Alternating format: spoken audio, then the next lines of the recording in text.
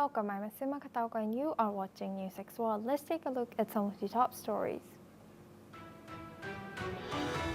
Hamas chief negotiators hold ceasefire talks with Egyptian mediators, while Israel intensified strikes on Gaza City ahead of a planned offensive, killing at least 21 people, including 9 aid seekers. Prime Minister Benjamin Netanyahu, backed by U.S. President Donald Trump, urged Palestinians to leave the enclave of over 2 million amid nearly 2 years of war. Ukrainian President Volodymyr Zelensky will travel to Berlin today to take part in a video conference on the war. Ahead of Friday's US-Russia summit in Alaska, European leaders plan to urge President Donald Trump to protect Ukraine's interests when he meets President Vladimir Putin.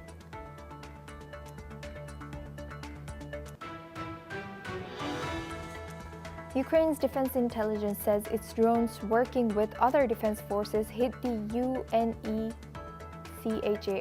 UNECHA oil pumping station off the Druzhba pipeline in Russia's Bryansk region. Local reports describe multiple explosions and a large fire at the facility, which supplies the Russian military-industrial complex. Emergency services were deployed to the site.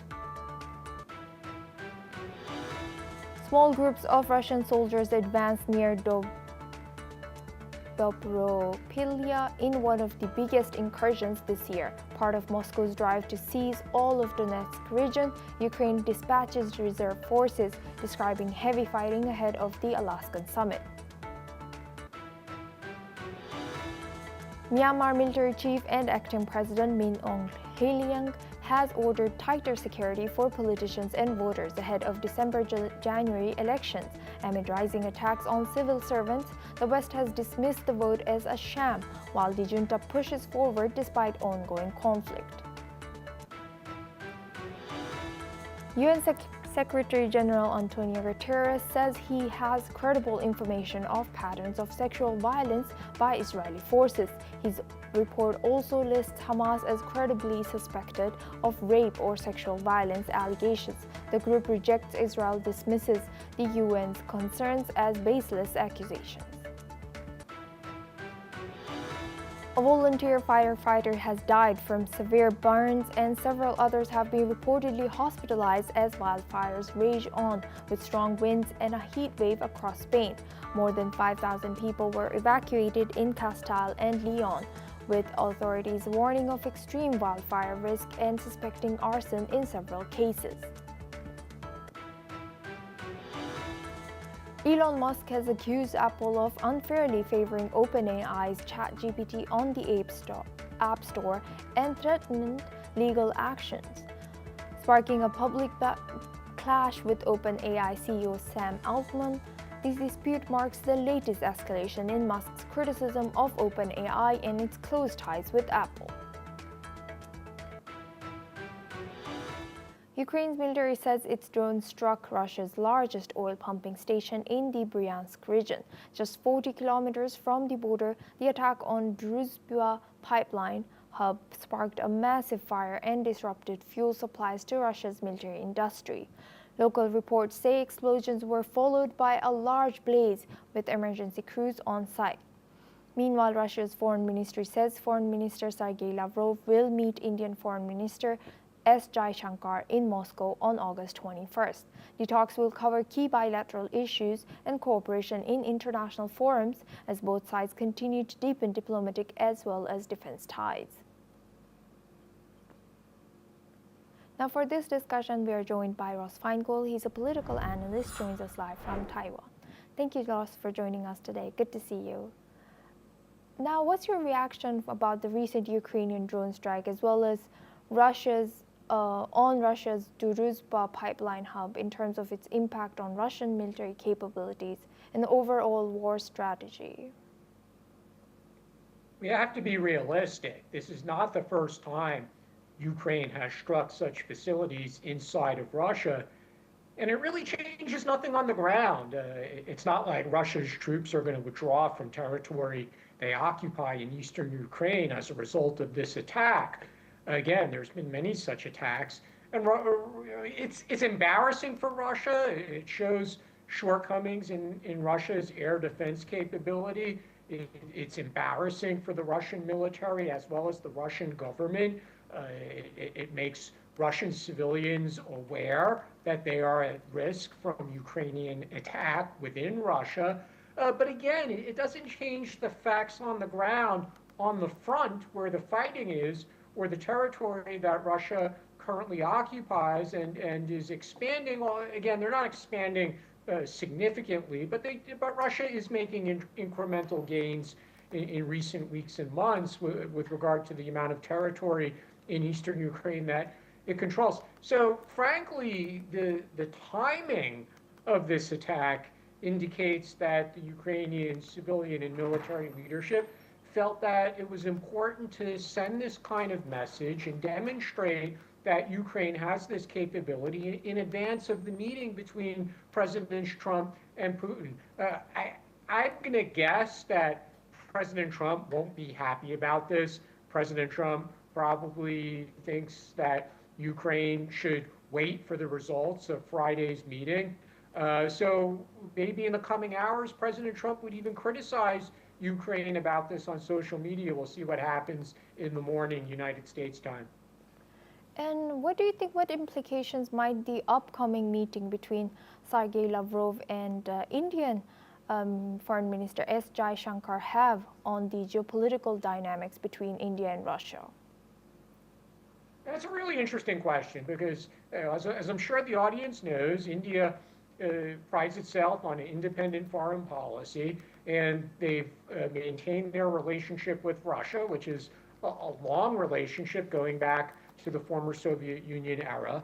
And India has continued to buy energy, and specifically oil, from Russia during the period of the war. And recently it's come under very public criticism from President Trump and the threat of additional sanctions on India. Trump has raised tariffs on India, partly because India continues to buy Russian oil. But the unknown here, frankly, is that meeting between the Indian and Russian foreign ministers is scheduled for after Friday's talks between Putin and Trump. And we simply don't know what will be the outcome of Friday's meeting between Putin and Trump. So there's a lot of unknowns about what the direction of India-Russia relations will be. Again, a key factor is going to be what happens with the Trump-Putin meeting, whether or not there'll be a ceasefire. Frankly, and the interesting thing here is, if there is a ceasefire, if there really is a deal to be made between Russia and Ukraine with the intervention of the United States, one could argue that India played this correctly. It didn't give in to U.S. demands. It maintained its relationship with Russia. It has had interactions with Ukraine as well. So again, if there's a ceasefire, we might be saying that India really conducted its independent foreign policy in a very beneficial way. But at the moment, that's just unknown. Thank you very much, Ross, for sharing that. Please stay with us as we come back to you for our next discussion as well. Now, Typhoon Poduk struck Taiwan's southeast coast today, bringing winds up to 191 kilometers per hour. Taitung experienced the strongest winds, with authorities urging residents to take shelter immediately. Schools and offices were closed in 9 cities, including Kaohsiung and Tainan. More than 5,500 people were evacuated, and locals are stocking up on supplies and moving to safer locations. Here's what a local had to say on this issue.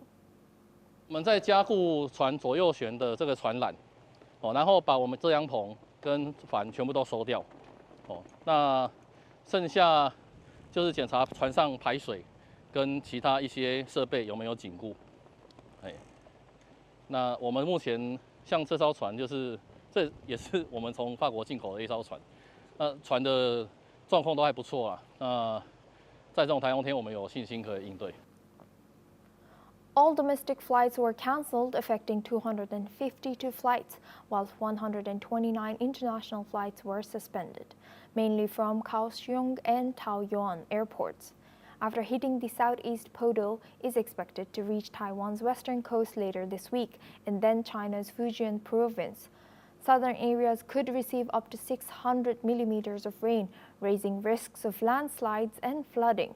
Taiwan frequently faces typhoon with Poto following July's storm that caused record winds and damage to the electricity grid. Now we go back to our guest discussion with Ross Feingold. He's a political analyst, joins us live from Taiwan. Ross, what more can you tell us about this situation? Are you staying safe where you are in Taiwan? I'm speaking from northern Taiwan, from Taipei, which is at the northern tip of Taiwan. And the storm has mainly affected the southern parts of Taiwan. Schools and offices were closed throughout southern Taiwan. Today, the storm in southern Taiwan is extremely serious. As with any typhoon, this is a good reminder to take typhoons very, very seriously. There's the risk of high winds and things could go flying around. Tree branches, signs from storefronts could come flying off. And there's also the risk of flooding as well. So we've seen some of that in southern Taiwan today, not so much in northern Taiwan where I'm speaking from, but I was outside just before coming on air with you, and even here in northern Taiwan, the wind is very strong. In fact, it blew the glasses off my face. So that's how strong the wind is. But one of the issues that southern Taiwan is struggling with, as you mentioned, in early July, there was a serious typhoon, Typhoon Danis, and that was followed by multiple days across July of very heavy rain. Although it wasn't typhoon, it was heavy rainstorms. So southern Taiwan has really been hit significantly over the past 5 weeks or so with a lot of rain. There's a lot of damage. There's a lot of crop damage, property damage. And people in southern Taiwan were still recovering from those earlier storms, and now they have another storm today. Thank you, Ross, for sharing that. And do you think there can be any cooperation that we can see from as Taiwan as well as China's coast that is closer to Taiwan faces similar kind of disaster and this typhoon?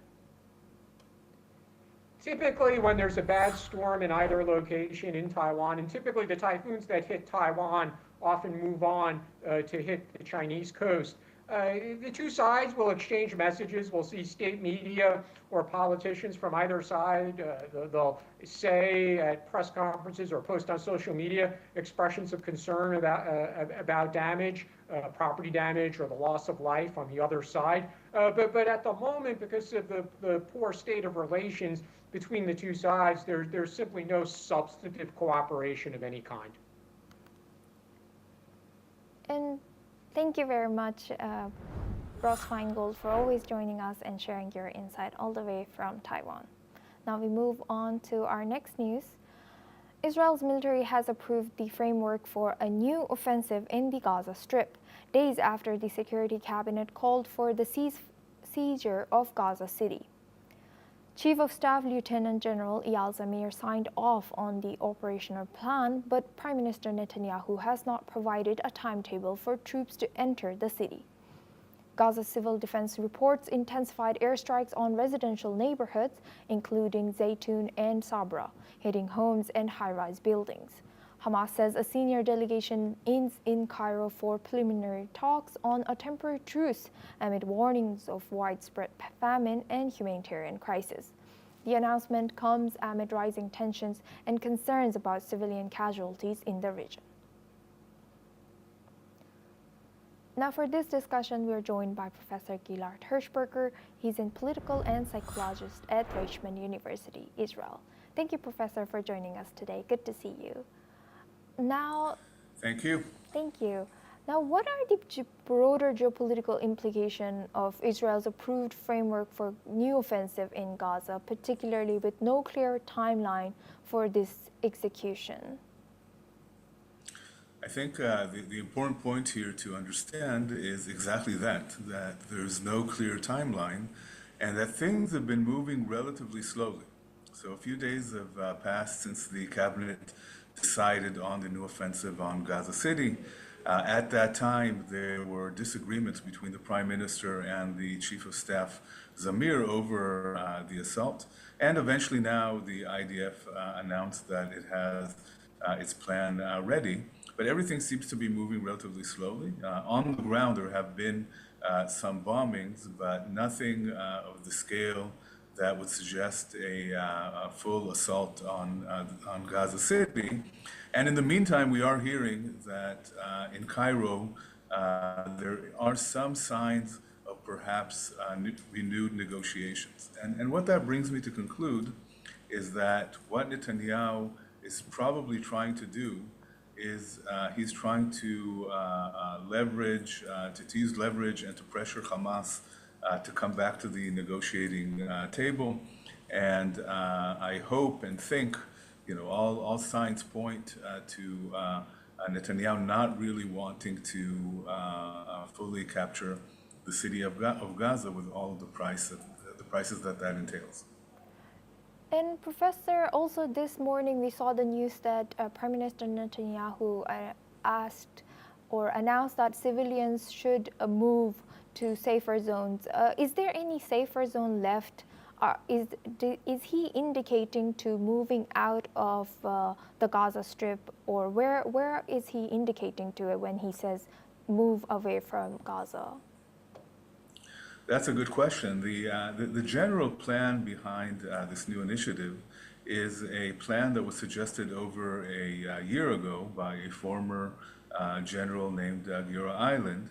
At that time, there were about 300,000 Palestinians in Gaza City and around the city. And what he proposed to do was to ask them to evacuate south of the Netzarim corridor and be in the south part of Gaza and not the northern part of Gaza. In the meantime, all those who would have remained in the north would probably be Hamas terrorists. However, things have changed. Today, there are no longer only 300,000 Palestinians there. There are about 1 million Palestinians. The plan is no longer feasible. It's not feasible at this time to ask for 1 million people to move south of the Netzarim corridor. This is one of the other reasons that it's hard for me to believe that this initiative, that this plan will actually take place. Thank you very much, Professor Gilad Hirschberger, for joining us and sharing your insight all the way from Israel. Thank you very much. Now we move on to our next news. South Korean President Lee Jae-myung will visit Japan from August 23rd to 24th for a summit with Prime Minister Shigeru Ishiba. His office says the talks will focus on improving regional peace and boosting trilateral cooperation with the United States. This will be their second meeting following their first on the sidelines of the G7 summit in Canada in June, where they vowed to deepen ties. Relations between Seoul and Tokyo have long been strained by historical disputes dating back to Japan's colonial rule over Korea. The summit also comes as both nations face the impact of new U.S. tariffs. President Lee will travel on to Washington after Japan for talks with President Donald Trump on 25th August. Now for this discussion, we're joined by Dr. Satoru Nagao. He's a fellow at Hudson Institute, joins us live from Tokyo. Thank you, Dr. Satoru, for joining us today. Good to see you. Now, with both South Korea and Japan facing new U.S. tariffs, how might economic pressure influence their diplomatic approach in upcoming discussions? Yes, in case of tariff, Japan and South Korea share a similar situation. That is true. But at the same time, the diplomatic relation between South Korea and China and North Korea under the current current president, is indeed a very concerning point for Japan and the United States. Because for a long time, President Lee Jae-myung and they are supported by the North Korea and China, the U.S. and Japan side believe. So that's why, for example, when President Lee Jae-myung sworn in, the United States hesitate to send a cordial message to the South Korean president 3 days. And after that, President Trump called him to celebrate his sworn. But at the same time, he warned South Korean president the relation between South Korea and China in their call. So not only the celebration, but also the warning, sent warning to the South Korea has happened. So view from Japan, it is same.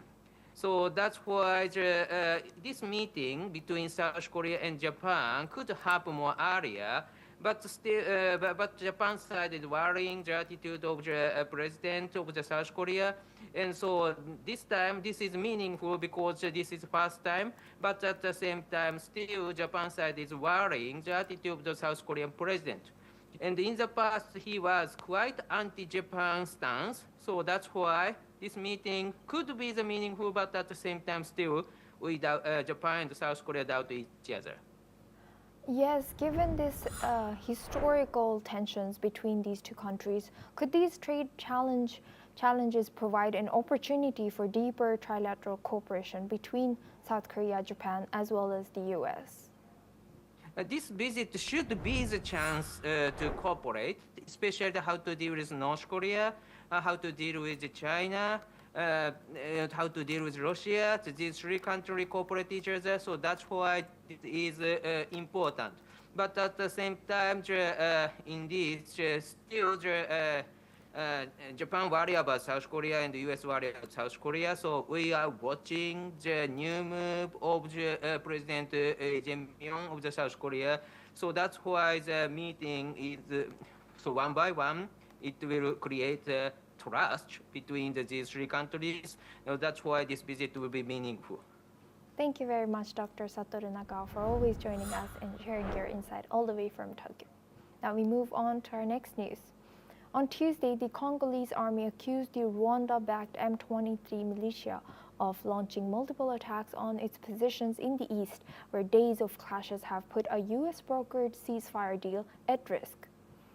The Eastern Democratic Republic of Congo, bordering Rwanda and rich in natural resources, but tormented by non-state armed groups, has endured severe violence for over 3 decades. Since resuming armed conflict in late 2021, the M23 militia supported by Rwanda has captured large areas in the troubled region, unleashing a deepening humanitarian crisis. Earlier this year, a new wave of unrest erupted when the M23 seized the strategic cities of Goma and Bukavu, establishing their own administrations. According to reports in July revealed that Rwanda's army played a critical role in the M23's capture of Goma and Bukavu, the capitals of North and South Kivu provinces, respectively. The report says that over 2 million people have been displaced from North and South Kivu since the start of 2025 due to the ongoing violence.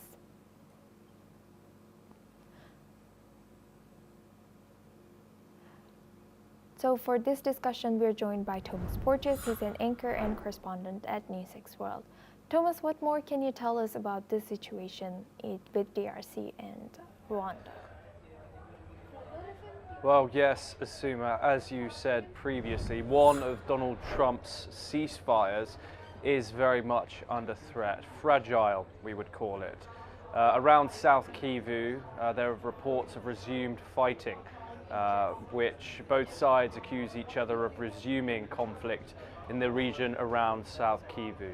As you've said, the humanitarian scale of this is extreme, over 2 million people displaced, with around 80 people killed, reportedly killed just recently in renewed conflicts. Donald Trump brokered this deal last month, claimed it as a huge victory under his belt, one of the many conflicts that he said that he facilitated the breaking of in his mission for a Nobel Peace Prize. The DRC army are in conflict with the M23, a rebel group that are backed by the Rwandan government. There's been build-ups in several regions throughout eastern DRC, this mineral-rich region of DRC which the conflict surrounds. As we previously said, the humanitarian crisis in this region is rife, with over 2 million people displaced, mass reports of murders, sexual violence, and we can view this peace deal as fragile. Rwanda and DRC have struck a deal saying that they will work towards a peace deal. However, we can very much see that final deal, it will now be far away, given that both sides are now once again accusing each other of hostilities. We will of course bring you all the information that we can in regard to this conflict once we get it. But as we said, a very fragile ceasefire is holding with reports of hostilities from both sides. Thank you very much, Thomas Porteous, for sharing that insight. This is all we have time for. We will continue to bring more news updates from around the world.